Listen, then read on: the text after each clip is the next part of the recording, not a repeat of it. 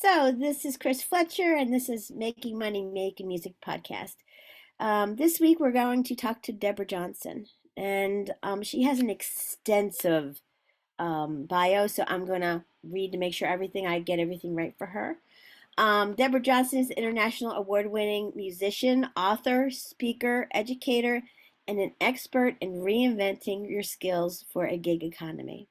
While many discuss career transition and achieving success in a second act, few offer comprehensive guidance on leverage automated content with core values and purpose.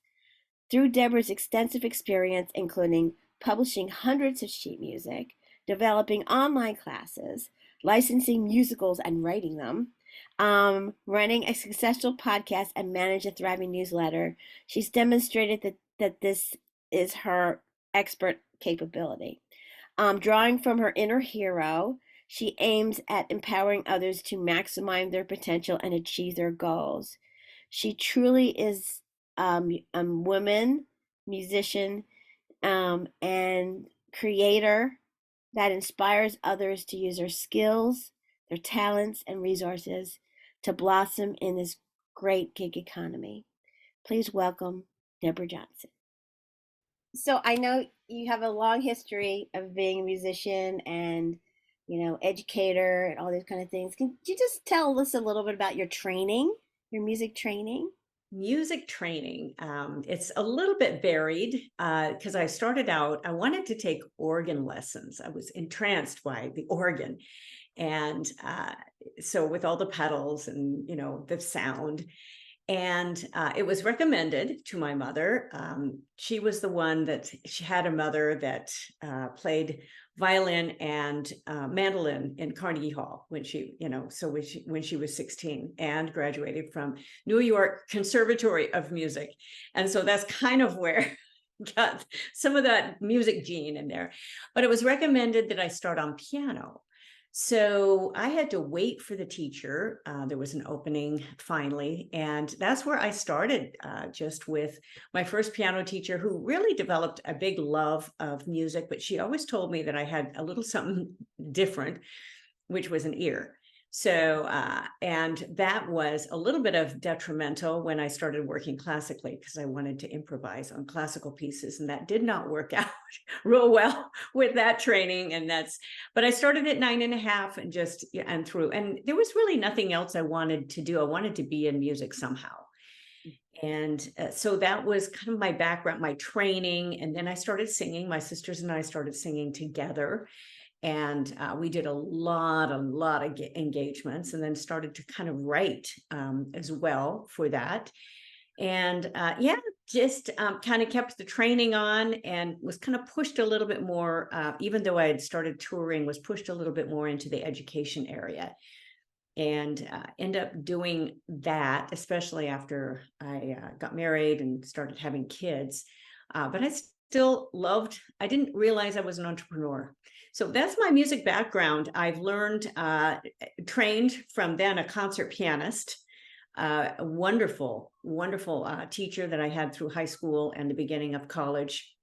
Really trained me on being, more specific for detail work, doing the concertos and doing, all of this. And I was performing so much at that point because we had to have everything memorized, full on concertos memorized, and performing and competing often to be able to take from her.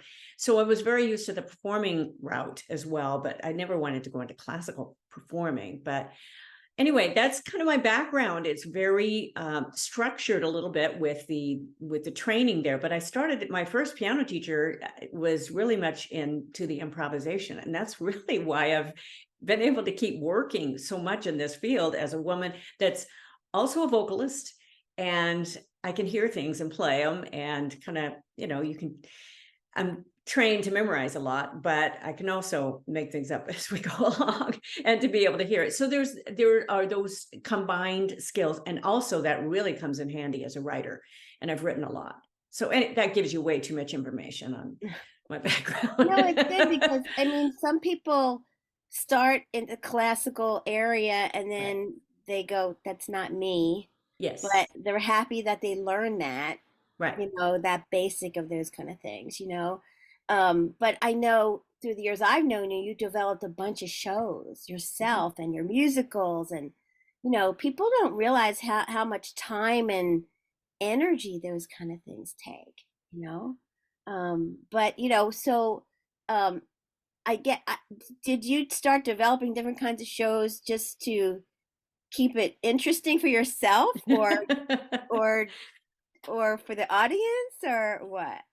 Well, I wanted to, because I had started doing some teaching. Of course, I taught 2 years of junior high school and survived, believe it or not.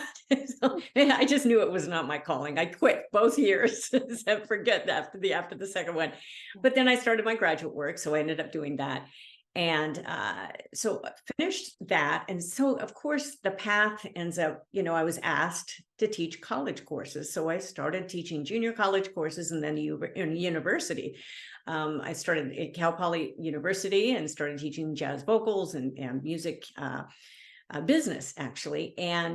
But I was still loving to perform. And so I started developing, after our kids got to a certain stage, I had been performing, doing club work, a lot of that around town, but also, and carrying a full load of private students as well. Because I started teaching you know, at 13, and I've really never quit privately. Actually, I don't take students anymore, but that's, where I had started. But I started developing my shows because I knew I could do something bigger, my solo show first, and on a stage. And I didn't want to just stay with doing club work. I felt like I can do more because I can I'd like to do more visuals, everything else, and some of those arrangements. So that's why I started doing that. And I started writing musicals because one of the coaches I was working with, instructors, said, I think the musical format can help you expand your writing, which, boy, was that correct. In areas of songwriting, of different styles, and of character driven songs and the whole thing. So that's really where I started. I kind of like it was alongside of developing my solo show as well as writing my first musical.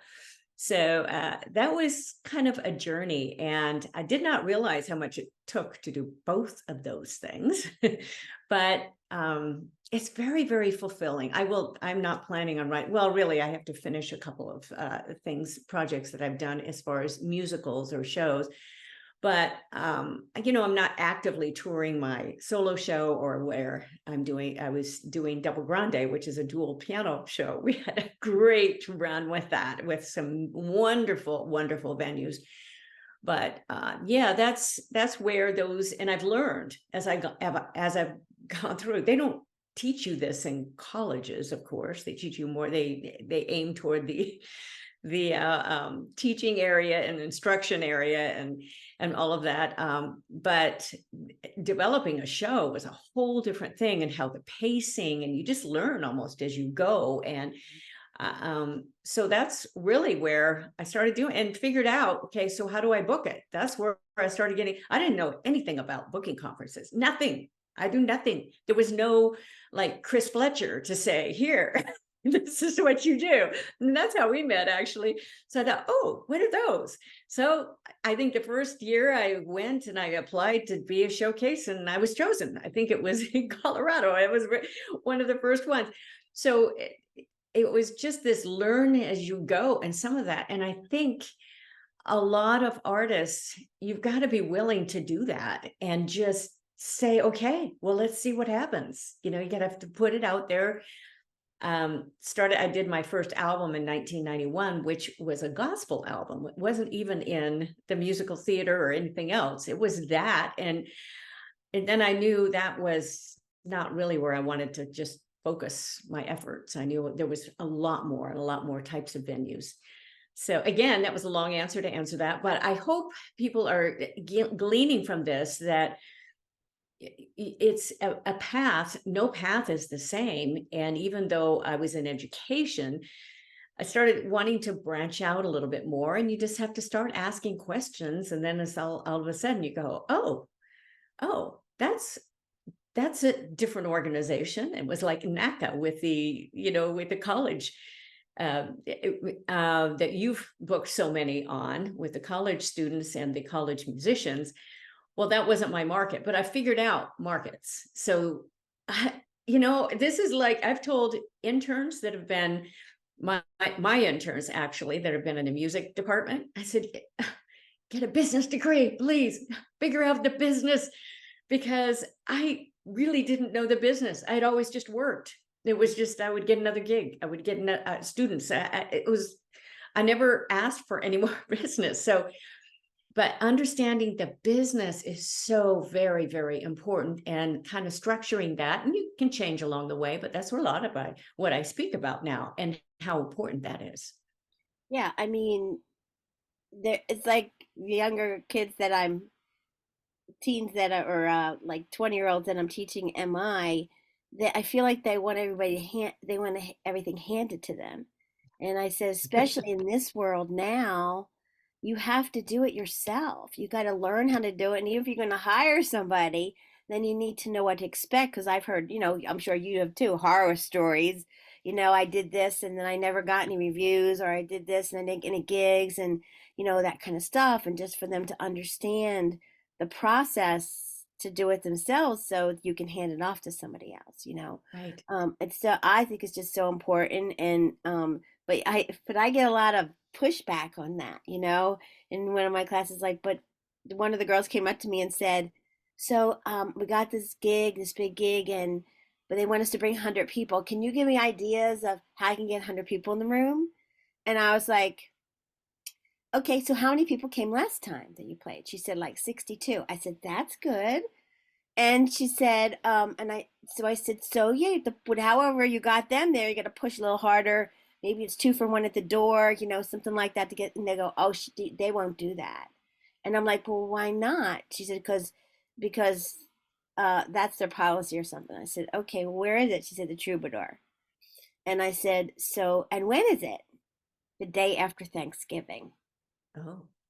And I said, I suggest that you just don't do it. I mean, I've showed up to do a club and, booked a midnight slot. Well, not my friends are not going to drive where I'm at to go to midnight. I think I had 2 people in the room, and it was like, you learn by doing that. But I think one of the biggest, and we can talk about this later, but biggest secret weapons is persistence and learning from what did not work.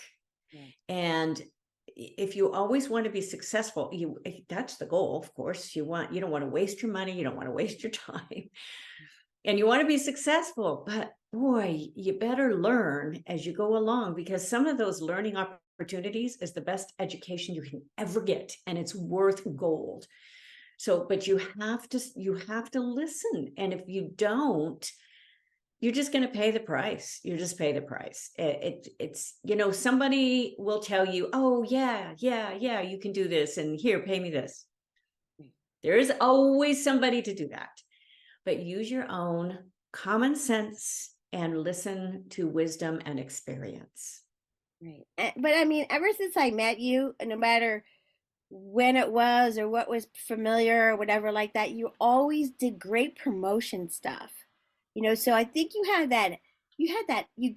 I think it's like something you get, that, Yep. how are people going to know about my show? How are people am I going to stay in touch with? And now that we have social media, that we also have that too. And somebody said one day, oh, well, paper and flyers are dead. And I was like, okay, hold on. We got to use all of it, Everything.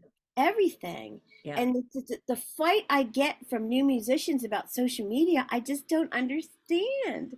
I don't get it. They're like, yeah, well, yeah, I don't really, I don't know what to say, kind of stuff. And I'm like, oh my God, this is just free promotion for you guys.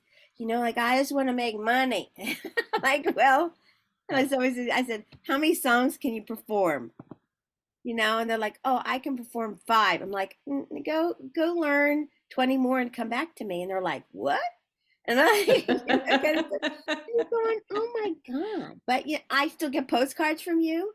And I told people that, if you have someone's address, because people love their mail now. They do. It's They don't get it. something, yeah, it's interesting. In fact, a couple things. Number one, when I was teaching music business, and actually I quit uh, teaching at the colleges shortly after this because students weren't doing the work. And I thought, I'm wasting my time. I'm just not going to deal with this. I don't need to deal with this. I don't have to work. I don't have to do that job. I can put my effort somewhere else.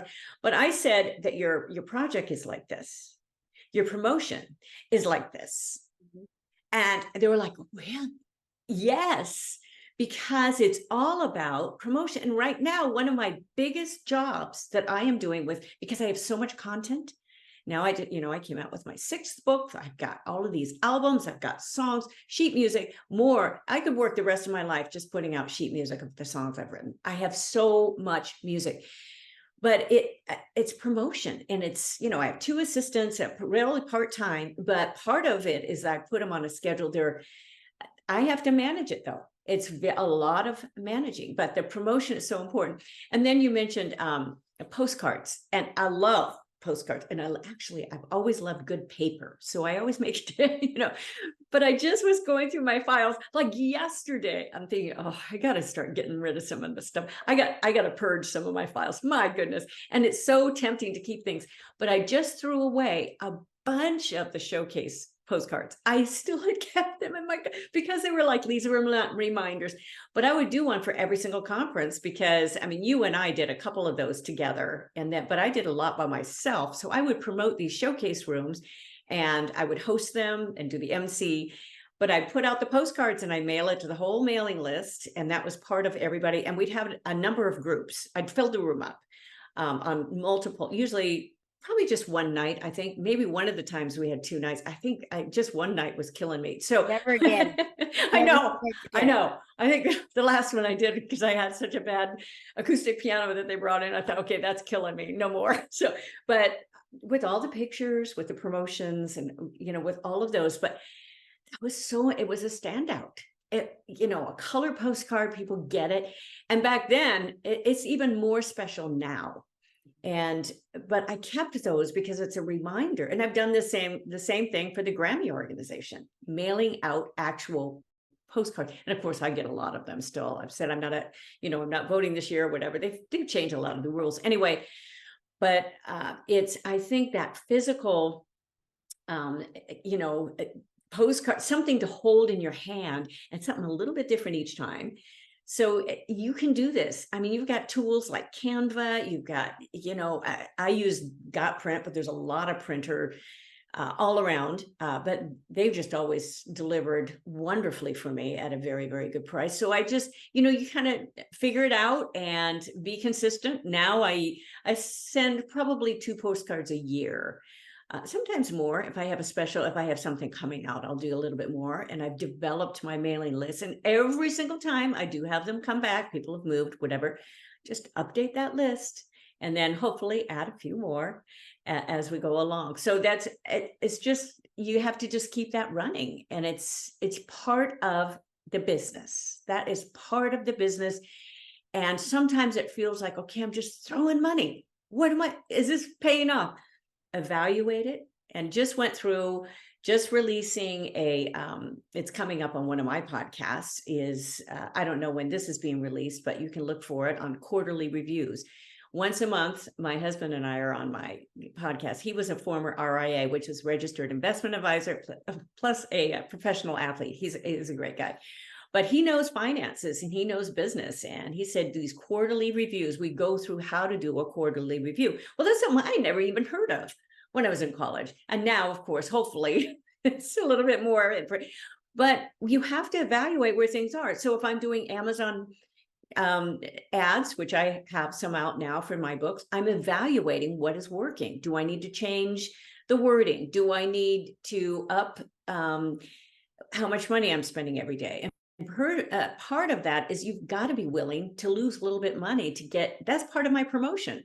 Because when people see, oh, you've got, this many reviews now on your book, and I'm working on reviews, and I need to get that, or she must know what she's doing because she's written, this is the stuff that comes out to put you just a little ahead of everybody else. You have to decide how to break through. This is not just a popular song to break through. There's a lot of different areas.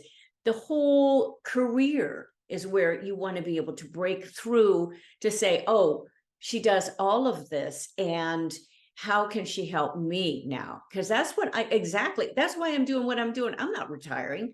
I'm at a stage where I'm thinking, hopefully I have another 20 years. I would love to, I love what I'm doing, but I've formatted a lot of my business in my life so I can travel with my husband, I can do other things and free up my time. So I've automated a lot. So those are choices that you make.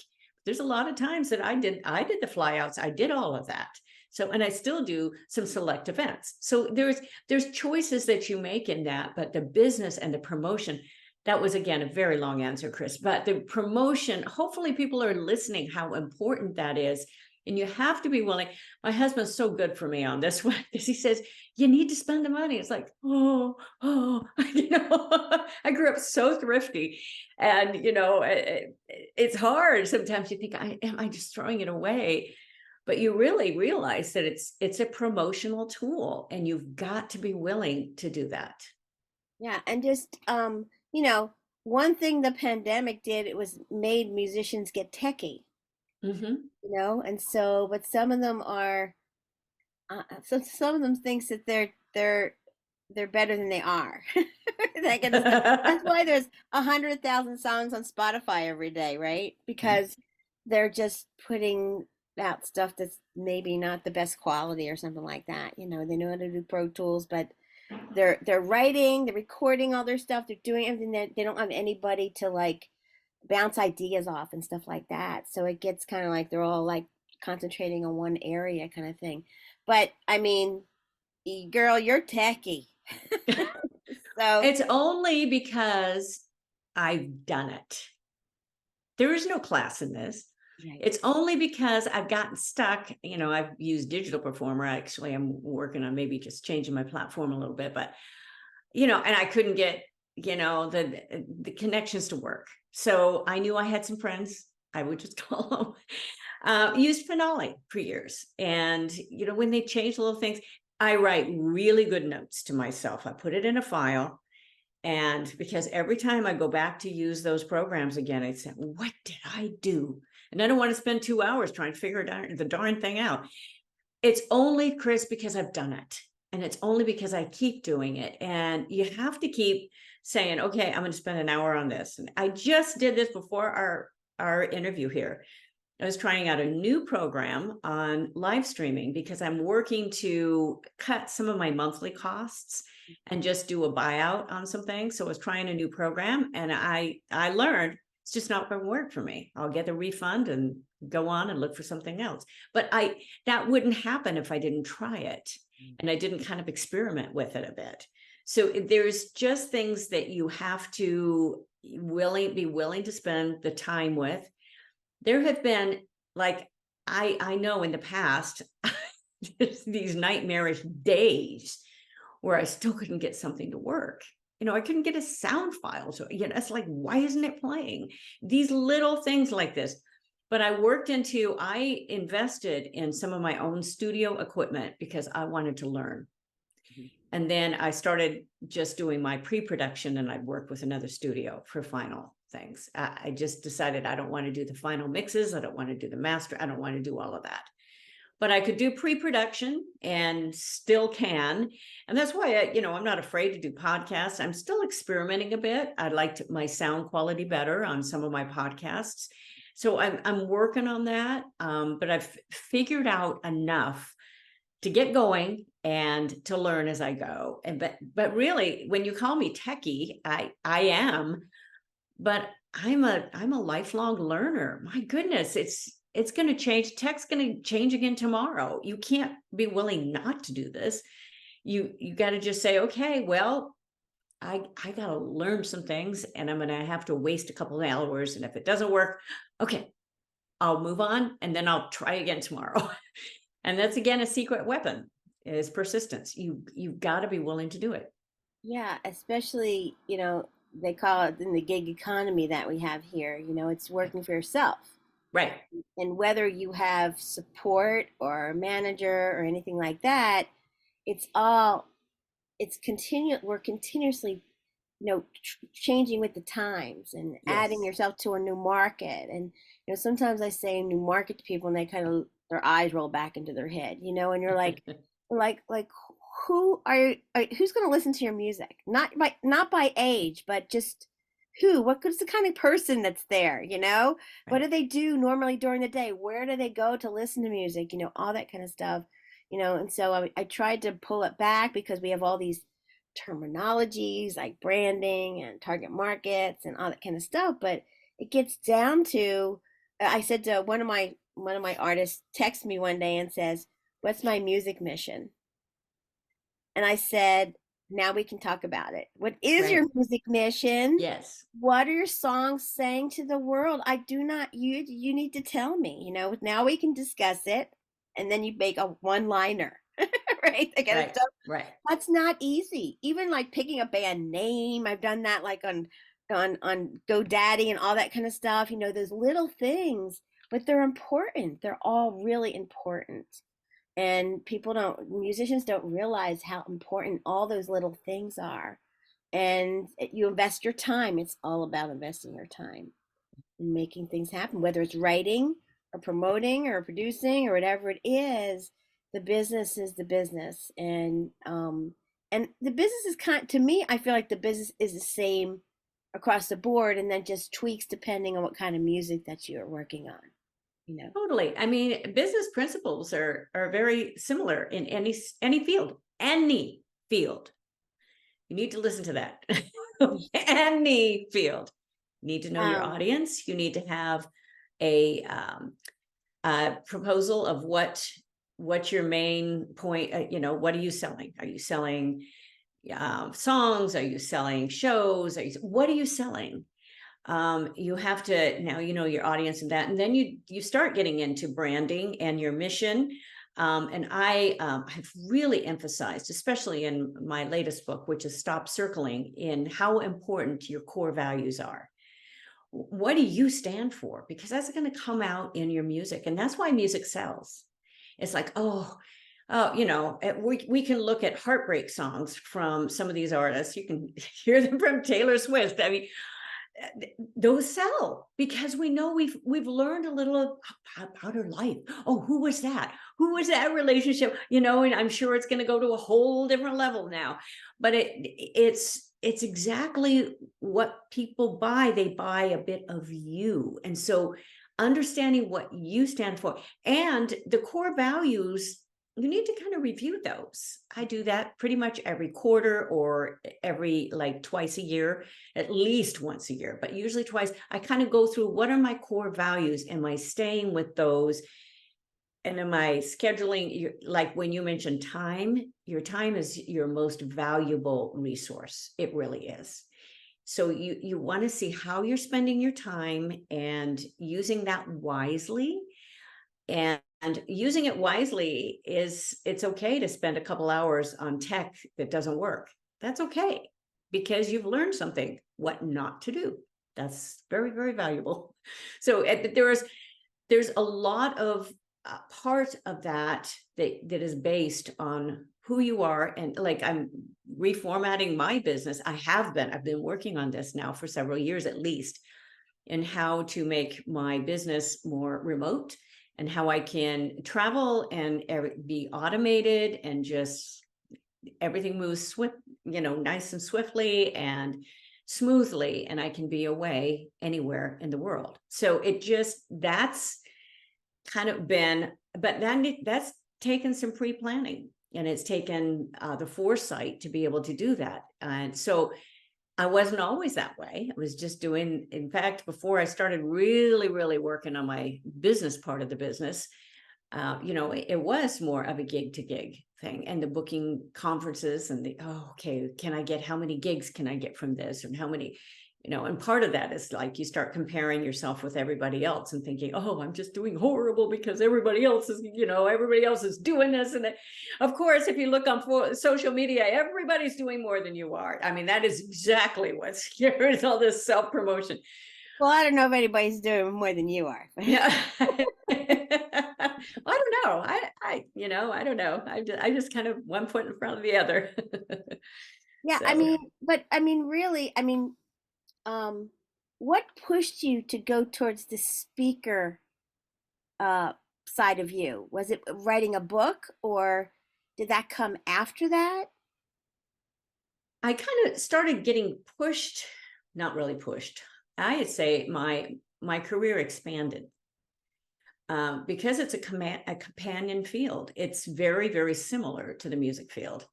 And I started seeing who was getting booked at conferences. It was kind of when the 2008 and 9 and everything was starting to drop off, and I couldn't get even some of our headline shows, the Double Grande, even I couldn't get stuff booked. And I saw who was getting booked, and it wasn't just some of the main name acts, but it was speakers. And I thought, what is this thing called speaking? I had no idea what that was, a whole big deal. So when I found the National Speaking Association, I went to the first conference actually by mistake because I didn't even know what it was. I told an agent I had been working with, I told her what I was going to, and she says, oh, that's the top speaking organization in the country. I said, really? I had no idea. And it was a wonderful conference. And it really introduced me more. And then I knew I needed to write a book. And so I just kind of started on that journey. And I'd always just decide to do things. Okay, I need to do this. I need to do this. And so that's where I started expanding and then started getting involved more locally. That's where I was the president of our LA chapter. And it's a wonderful organization. I know things are changing all the time in all of these. It's an association in these some of these organizations, but that's really when I started expanding. I've never stopped doing music though. In fact, I still work with the Disney Corporation. I still do little things. I'm not actively booking other gigs, and I've done so many. But that's, I kind of do what comes, and I think it's God's sense of humor that I haven't aged out, and I still do, love doing what I do and keeps my chops up. And I enjoy my work. So I've just expanded more in the speaking, in the online courses, of course, expanding to the podcasts and all of that. But it's all connected together because I can promote all of my material on all of those areas. My newsletters that are going out, all of that. So Yeah, I think a lot of people. I think you and I have a like mission. We have a lot of stuff in our heads. mhm. We've done a lot of stuff, Mhm. and it's almost like we want to help people reach their goals through life, basically, those kind of things. And it touches on music because that's where I don't play. It's where my heart is. It's where your Yeah. your talents are. Those kind of things. And I feel like that a lot of people need that. And sometimes it's just accountability person, Right. that kind of stuff. And it could be another musician. It doesn't even have to be somebody professional or something like that, but they have to really want it. I feel like um, when I'm teaching at MI, I've had probably two handfuls of musicians who, when they graduate, say, "I'm going to do this for a living. I don't care what it takes, but yeah, I'm doing it," and they come back to me and go, "Oh, I made all these calls and everybody got back to me and go, welcome to my life." Um, but they succeed in 3 years.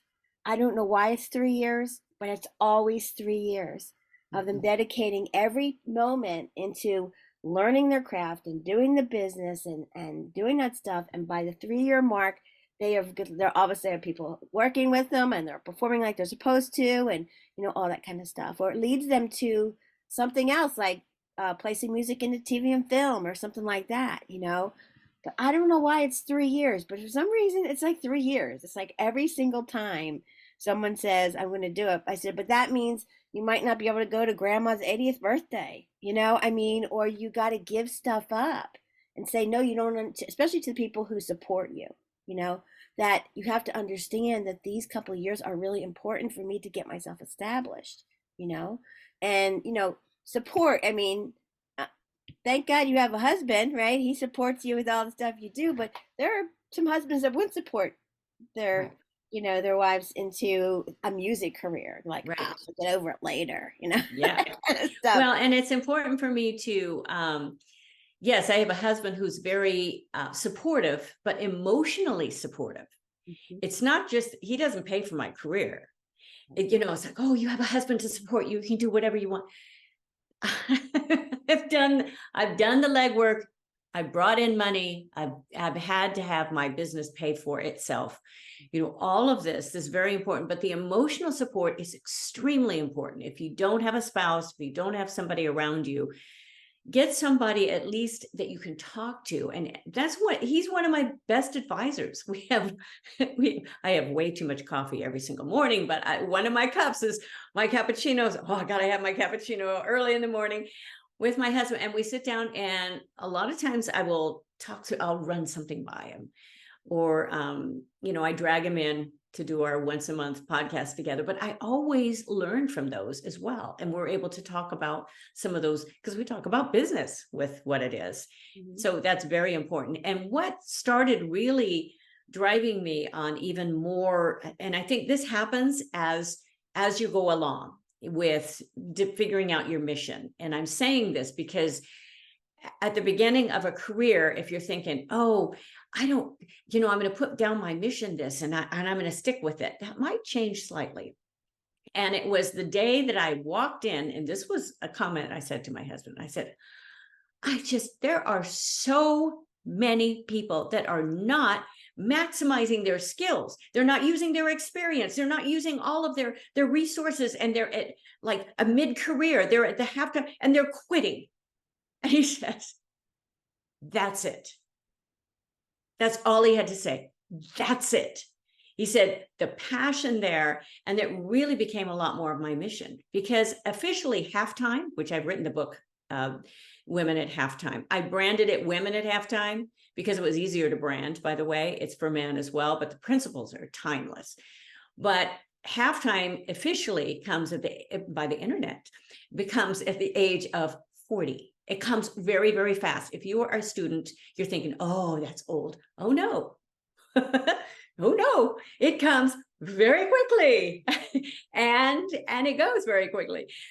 But that is kind of the start of this. A lot of people are at that mid-career. And there's, I have grown sons, by the way. I know I look very young, but no, I do have grown sons that are launched, thankfully. But they're all working, but they are pretty much, they're getting to that mid-career time, and it comes fast. I'm thinking, oh my gosh, I just remember when they were little babies. So the time goes fast, and understanding that you are developing those skills and those resources now. But it really became my passion, more of that, when I realized what was driving me, because sometimes you don't totally realize what's driving you. And that's why it's important to go through those core values and reevaluate them, because all of a sudden you're going, oh, that's it. Because you might not know right now, but that's it. All of a sudden, when it clicks, and it's okay, it might be after 3 years. And, they always say, oh, you have the overnight success after 20 years. I mean, that's very true, by the way, for a lot of people. So hopefully it doesn't take that long. But you might be working at the same time, but you might have more success. I always say God has a sense of humor. You just different times, all of a sudden it's like, oh my gosh, now. So yeah, interesting. To me, age doesn't matter unless you're going after the teeny boppers, Right. you know. Right. But after that, everybody listens to music, Right. that kind of stuff. But the pushback that I get from musicians who don't want to do their own business is like, I had to say this, but you're not going to succeed unless you do it yourself. Mm-hmm. They're like, the kind of stuff. I'm like, oh, come on, you know. And you don't have to. I even actually at MI, I teach the music business students an accounting class, and it's a beginner's accounting class, and they have me for management beforehand, and they're always going, oh, I got you for accounting. Should we be scared? I'm like, no. I said, it's all about, I want you to know what things are, because when Right. you get a business together, you need to, or if you work for somebody and Right. they run a balance sheet, you need to know Right. what those things mean, because that happened in our condo association here, our manager, and she runs it out every single time. And somebody on our board said, "What's this equity thing at the bottom?" And she said, "Oh, I think they make those numbers up." And I was like, "Oh Uh, no." Okay. I'm having a really hard time having a manager who doesn't understand our finances, and they're supposed to be managing us. I was like, "Uh-oh." Wait a minute, And budgets, just stupid things like right. budgets. Mhm, Trying to, figuring out how much can I spend on this? mhm. Because how much money do I have? I mean, Right. it's not it's not that hard. It's not Mhm. brain surgery. You don't have to get in a bookkeeper. Right, right, You right. can You start. just need a default budget. We talk about that a lot. Yeah. And just put the numbers down, see what you're spending now and see what you can spend. You just need to do the numbers, write them down and see where you're at. And, Because this you is an know, expensive business. I mean, all yep, businesses are. right, Um, how do people, I mean, this advertising to people who know who you are, that right, kind of stuff. And, it's not brain surgery, but right, it's just basic business. right, Um, right. and I teach a class to recording engineers called Operating a Music Business. And Mhm, I go, okay, these are the things you need to get started today. Like, what about trademarks? We'll talk about that later. What about this? mhm. We'll talk about that later. Yeah, No, right now you just have to be able to accept money. Let's start with that. yeah, yeah, yeah, Bank account, PayPal, Venmo, all those kinds. Just right, take the money, with that kind of right, stuff. Because right. nobody in the past year, when I'm out with my musicians and stuff like that, no one is giving us cash. Oh, They are yeah. No, you asking, have to have a way to what is your take money. Yeah, PayPal? What's your Venmo? That's always exactly. what they ask you. And so Right, it's got to go somewhere. right. I think it's interesting that, and as musicians, that's why I started doing the podcast. As musicians, a lot of people started here and ended Mhm. up somewhere else Yeah, for the rest of their lives, have yeah, loved what they're doing. right, Still exactly. music, but it wasn't exactly what they were running after in the beginning.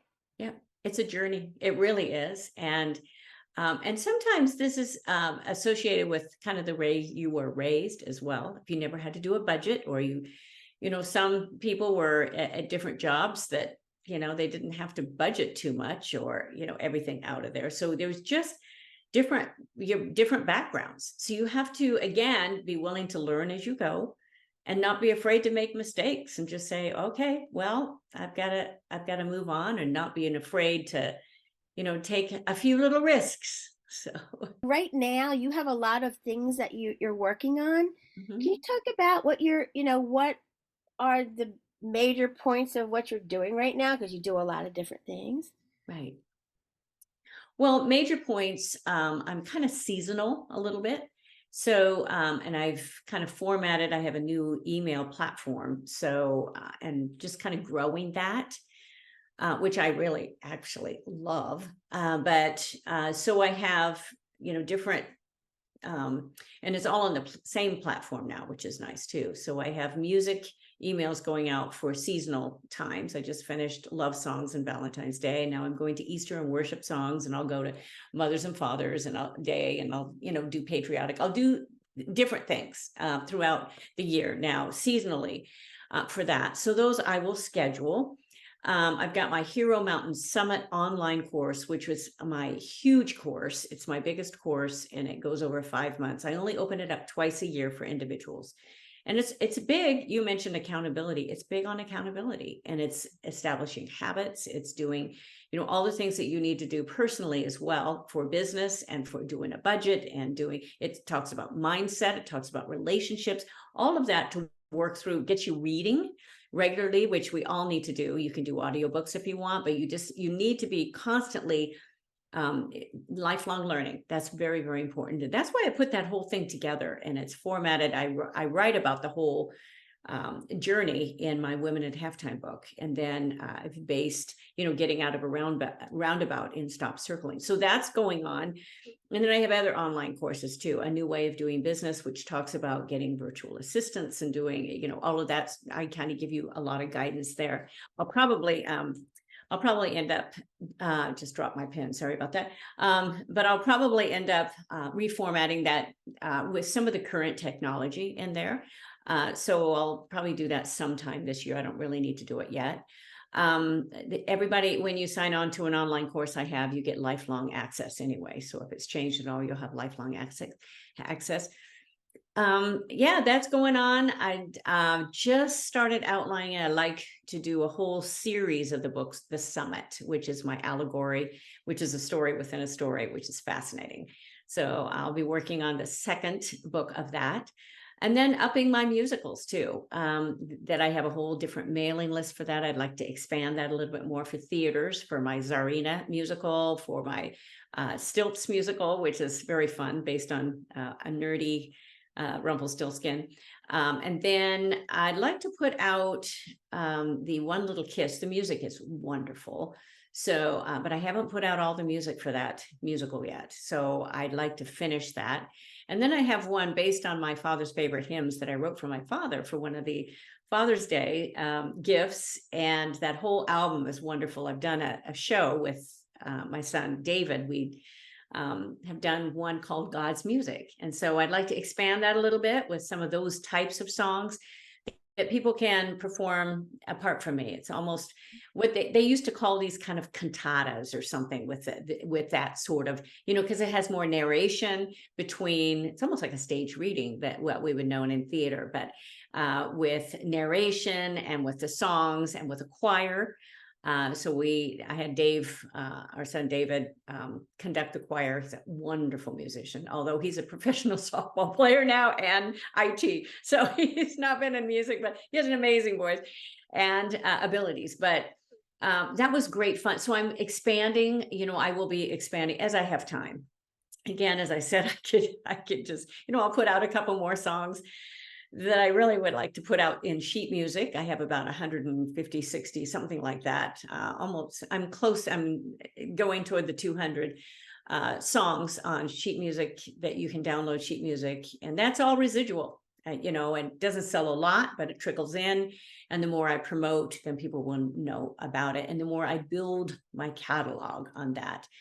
So, and I've got some licensing, and so I just submitted a couple other things for that. So music licensing, and that can go into film. And, all it takes is one thing to break through for some big movie or something. And that, you just get to, and for every song I put out, I also do a video of it. So I have some programs I work on that. I've worked on Final Cut Pro. I have another one I love called Pictory that I can do short videos. And then, of course, the podcast keeps very regular too. I'm going to up some of my guests. I usually just have one guest a month because I speak a couple times a month, and then bring my husband in once a month. And then I have a guest.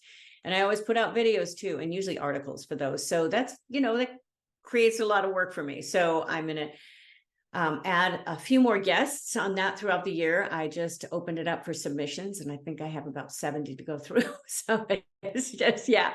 So kind of handpicking, and some of I like to tell stories and how they got, and a lot of business stories and how they got there. And most of the people are just at that stage where they've decided to do something new and they've expanded their actual business. Very, very interesting stories. So I will expand on that. That's fun to tell. And so plenty to go along, and plenty to keep getting me up early. So, yeah. And your Hero Summit is coming up, right? Well, I just, Hero Mountain Summit, I opened it up in January. It won't open up again. I will start it in August. So, but that, if you go to heromountainsummit.com, you can find out more about that. But it's a 5-month program for individuals. I've opened it up for teams, for companies, because I've got all of the language for CE, continuing education units, because they can get that on the mindset and all of those areas, which are, they want people to keep growing in those areas. So I have that language that I'm not accrediting my actual course, but there's language for it, and they can apply that towards CE units. So teams, I can start anytime, but I do private individuals twice a year, because part of this is accountability, and I want to be able to be a part of that. It would be overwhelming if I started everybody at a different time individually. So that's, and it's a big course. it's an investment of time, of resources, but there's a lot of material, a lot of downloads, a lot to do. And if you really want to grow, this is why it's different than any other course out there, because a lot of them are focusing on one area, or just finances, or on just, oh, I can help you reinvent your life. Well, this is you're going to go through a lot of different areas of your life. And it's kind of, I based it on, a lot of areas of my life and how important they are, and how rounded and how balanced and how important that is. So that's what that's all about. So that's, check that out. And I always open it up. If you want to talk to me about anything like that, set up a 15-minute Zoom call with me, and let's talk and see where you're at. If you need, but I'm not helping people out in that area of music business specifically like you. If you need a Chris Fletcher, you need to go to Chris Fletcher.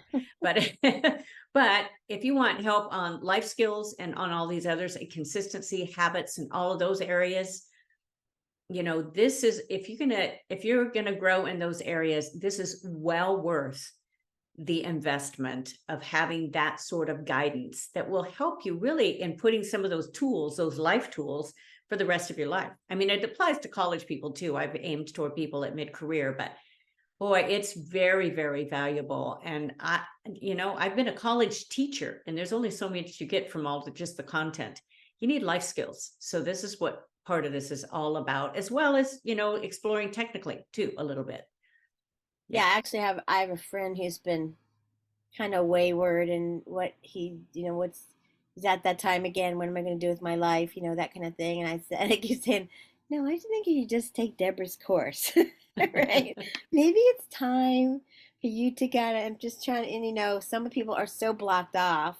Mhm. They just. I'm like, maybe you need to go to a psychiatrist first. Yeah. Then And the sad thing is that people say that, and they're at the same place the next year, I know it's so and sad. year by year by year by year. And unless you say yes and take the step, it's not going to change. Yeah. And So that's why we get people who just quit, you know, yes. Yeah. and really talented people, that Right. what happened to them, and you find out that, they're working in a warehouse or something like that, or for the Right. airlines or something Right. like that. Right. And that's And okay if that's what you want to do. But if that's, if you at some point, and maybe there's a season, you'll come back to it. Okay. And that's fine. That's really okay. But I don't want to live my life with regrets. None of us know how long we have, period. I mean, that's just the truth. And we're all headed toward the same, we're all on the same train and just a different boxcar, So you know, there's a certain part of that. There's seasons. And so, but if this is the time where you feel like you need to take action, don't be afraid, and get somebody trusted. That's why referrals are so important. I've done so much of my business, my actual business, by referrals. And it's why I started working for Disney. It was a referral. I had tried to get in and do stuff, and, sent them notes and doing all of this and applied. But the moment I was asked to sub, I never quit working for them. It's just, it's usually by some sort of referral, a trusted referral. So it's huge in this business. And because there's a lot of stuff out there, it's just a lot of noise, a lot of stuff. So, but get with somebody you trust and say, you know what, I think I can do this. And don't quit. Don't quit. So that's a big deal too. So. well, we've known each other for quite a while now, and I've watched you for all your turns and changes and all that kind of stuff, and I just admire that you're always like, okay, what's next? That kind of stuff. And that's what really encourages other people, I think, to Yeah. kind of see, wow, like I'll make sure people have your website and stuff like that, just to see all the stuff that you have accomplished.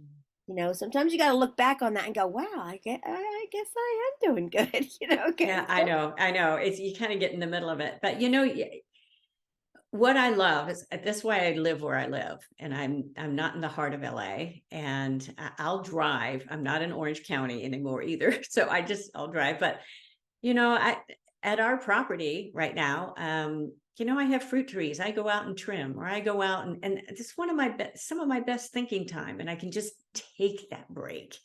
And it's so refreshing. So if you need time to just think, take the time to do that, write some of those things down, and you know and see what's possible, because you might be surprised. Yeah, for me too. I mean, I tell everybody then schedule it in.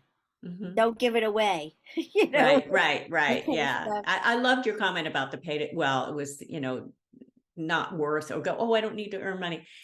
This pay to play thing, I used to do, this goes way back in some of the Borders bookstores, Mhm. when that used to be a thing.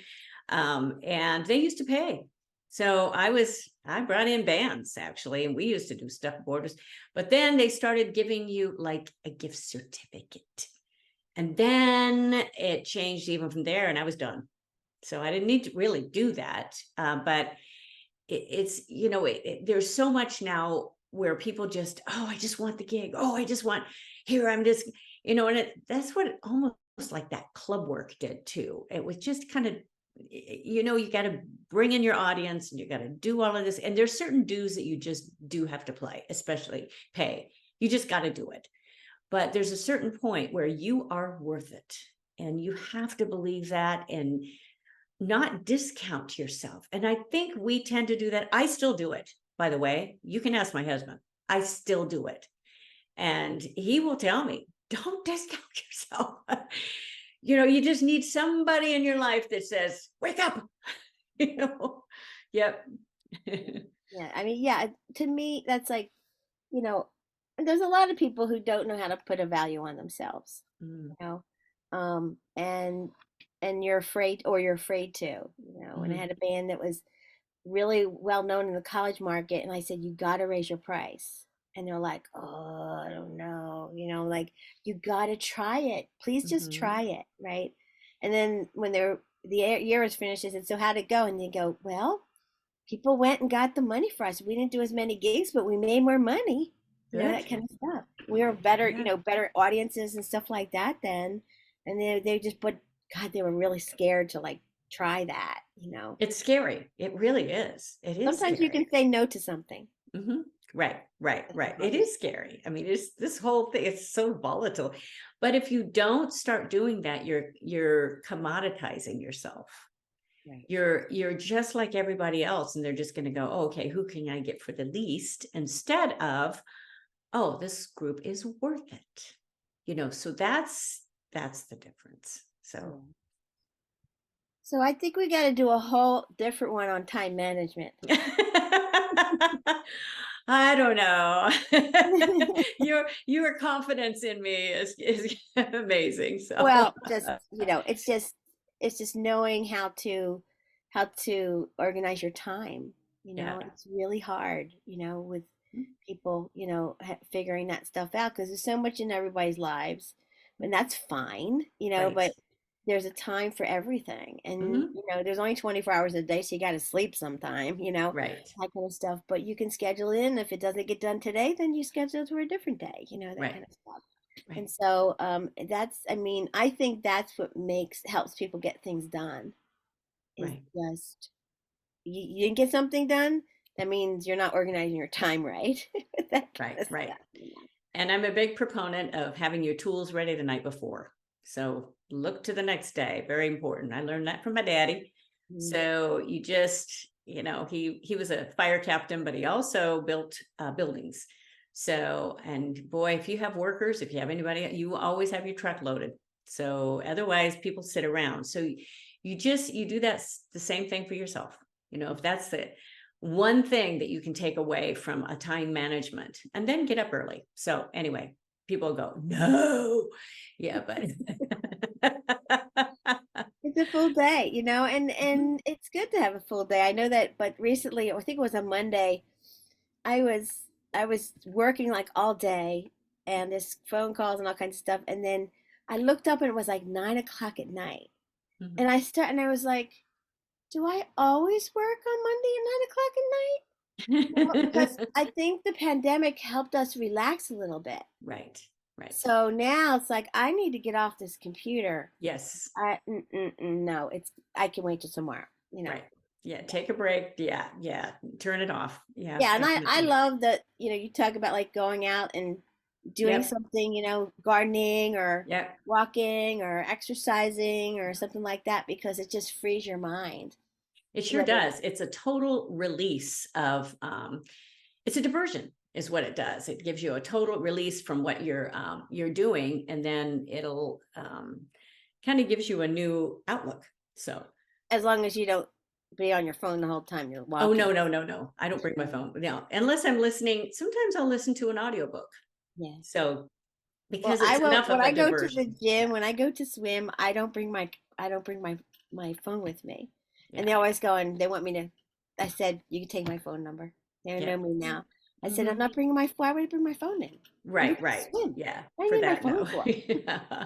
Can't take it in the water with me. Or why I why would know. I, I kind of. know. Yeah, definitely. Well, Oh, I'm going to make sure everybody gets your website and stuff like that so they can check out anything good, that's coming up, those kind of things. good. And appreciate your time. We've been good friends for a long time, but Yes. just really appreciate all the things that you do for others. Also, it's not just for yourself, but all the things that even our little meetings we have Yep. with Yep. the happy hours and all that kind of stuff. But it just keeps, somebody was talking to me about that, and I said it's a bunch of us to come together. We're all in different fields and stuff like that. It's just like a little support group. That's all. It's really grown into that, and I've kept it going because nobody wanted to quit. This was We're started trying in to quit. They're COVID. like, It's like, no, don't quit. really? So yeah, yeah, yeah, really nice. Yeah, and I think the best way to stay in touch with me is just to get on my newsletter. I know people get a million emails right now, but if you go to that goalsforyourlife.com/newsletter, you I put new songs on there, I put what's coming up, I put articles on there. It's just the best way to keep in touch. You can unsubscribe, but it's the best way to stay in touch and to actually contact me because you'll have my email. So that's, I think, the best way to, do that. I stay in touch with people for years, and sometimes I'll hear from them and I go, oh, they're still on my newsletter. They're still getting it. So it's just kind of interesting. So, that's what I've found is one of the best ways to just stay in touch, and then it'll give you enough resources to go from there. Okay, let you go. Thank you so much. I'll see you at the next happy hour. Okay. All Thanks so right. much, Chris. Take Alrighty. care of yourself. Bye-bye. Bye. So we've covered a lot of issues with Deborah, all of her growth, what she started with, what she's continuing to do, those kind of things, all time management that's really important to her, and knowing the business of being in music and using all her skills. She is truly a person you want to know. So you can go to her goalsforlife.com and you can look to see all the things that she has to offer there. All kinds of online courses, her Hero Mountain Summit. There's a lot of different things that she offers. Get on her newsletter. She has a podcast that comes out maybe weekly, and she talks to business people and other people who have kind of did some of the things that she's done. Actually transitioned from one area to another, but kind of having a career focus with what they started with, which for her was music. So I want you to try to check that out. It would be really helpful for some of you who are trying to guide yourself through this hard music career choice that you have. So thank you for choosing us, and we will see you again next time. Thank you so much. Bye.